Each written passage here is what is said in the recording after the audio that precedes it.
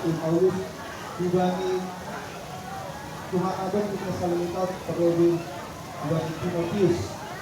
Artinya surat ini merupakan surat dari Rasul Paulus kepada jemaat yang ada di Tesalonika, yang memang pada saat itu mengalami namanya hamarsikot, yang mengalami yang namanya penderitaan atau pergumulan yang sangat luar biasa. Karena kita tahu pada saat itu juga Rasul Paulus masih dalam keadaan yang sangat luar biasa, tertutup artinya di dalam penjara. Tetapi meskipun dia dengan negara, dia tetap memberikan yang Tuhan. Inilah salah satu kelebihan dari Rasul Paulus. Bahkan tidak cuma yang bisa dikatakan hari ini, dia harus dikatakan bahwa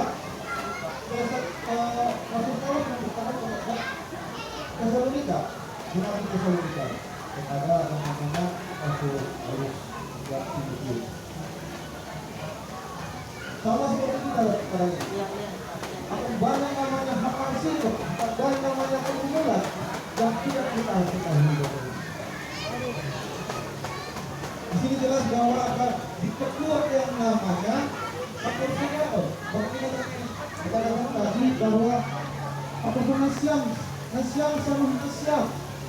Artinya kita sama kita, bukan kepada kita, tetapi juga kepada orang lain.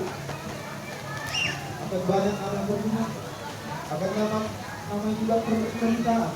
Untuk dikatakan bahwa tidak pernah ada yang namanya ketika hidup Yesus akan seperti jalan bunga.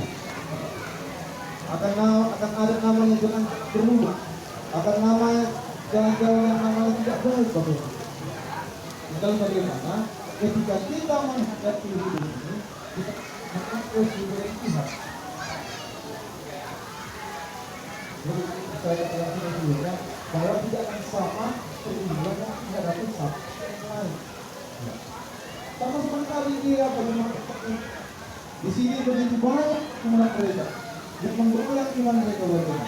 Tadi di sini Rasul Paulus membukakan surat kepada yang namanya Timotius agar menguatkan iman percaya mereka, agar menguatkan bahwa agar mereka tidak goyah dalam menghadapi kehidupan. Mungkin ada rintangan yang mereka hadapi, mungkin dari pemerintah, mungkin bahkan di sini dikatakan bahwa ketika Rasul Paulus memberitakan bahkan Timotius menghadapi firman Tuhan, dia menghadapi yang namanya gangguan dari preman. Yang namanya gangguan berarti adanya ketidaknyamanan. Jadi yang namanya sangat jauh. Karena mereka merasa bahwa ini adalah hal yang paling benar di muka bumi. Lalu sebenarnya adalah seorang Kristi yang lebih benar. Jadi kalau dengan keputusannya bahwa dia suaranya adalah berita yang paling benar. Bahkan dikatakan pada ayat 10 dikatakan beri apa artian berkata berpengalaman berkata Anda memboleh berpengalaman